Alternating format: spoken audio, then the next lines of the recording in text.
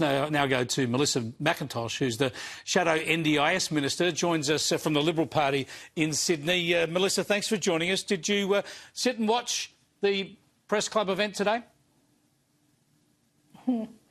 Thanks for having me on, Chris. It's absolutely fine that Pauline was down talking to journalists. I was actually out in my community today, so I didn't see her press club speech, but I was at a food bank, and I can tell you what, things are really tough out there. This particular food bank told me they're feeding 25,000 people across my patch every single week. 25,000 people needing a food bank. It's extraordinary. And these people, I saw them today. There was a woman who was 31 weeks pregnant, and it breaks my heart to see that this woman coming in, and she's got two other little children needing food to survive. And well, this is one of the issues people that are at this food bank said to me. Sorry to talk over you. There's a bit of a delay there. I was going to say this is one of the issues that Pauline Hanson focused on in her speech. She mentioned that something like a third of Australian parents have admitted sending their kids to school hungry, that families are actually struggling to feed themselves. These are real issues, and she's obviously striking a chord with voters on those issues in the way that the Coalition hasn't been doing. Well, and that's how I get to hear from people in my community, and I'm grateful I was there today. There was a whole lot of volunteers packing lunches, making sandwiches for kids. The amount of kids that are going to school right now, not getting breakfast and not getting lunch. The volunteers told me some kids have had a whole day without eating, and then they go to school and they can't concentrate, and then we see all these behavioural issues in our schools purely because kids aren't getting fed.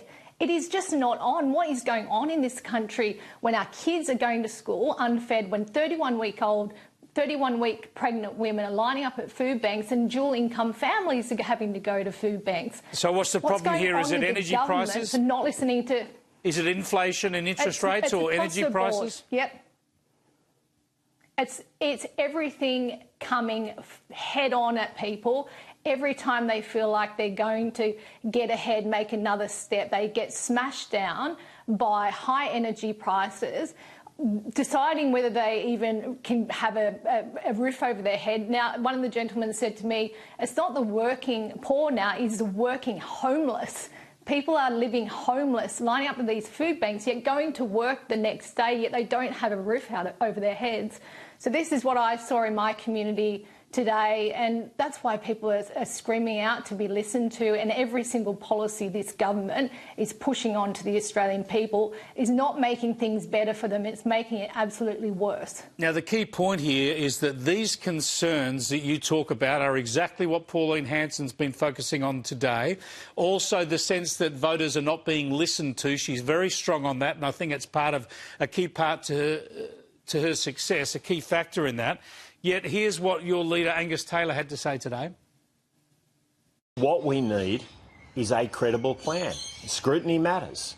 And frankly, One Nation is yet to give this country a credible plan.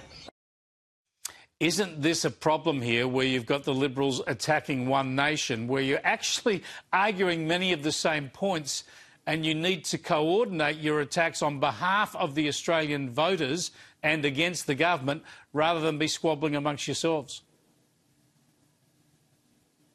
Yeah, well, One Nation's policies are their policies, and I'm sure as time goes on we'll get into more of the detail, but I have to tell you, being out in my community, we do need policies that lift people up again. I also spoke to small businesses today, and they're not rich people. They're people that have worked so hard all their lives, and they've built their businesses. They wanted to sell it on, and now they're going to get hit with these higher small business taxes.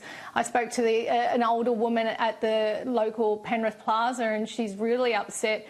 She's paid for her health insurance, and over 65s now they're cut to the rebates, and she's like, well, I need like a knee operation. This was going to help with that. Like, these are real life issues for real life Australians, and the Labor government is pushing them down, and they cannot see the light at the end of the tunnel.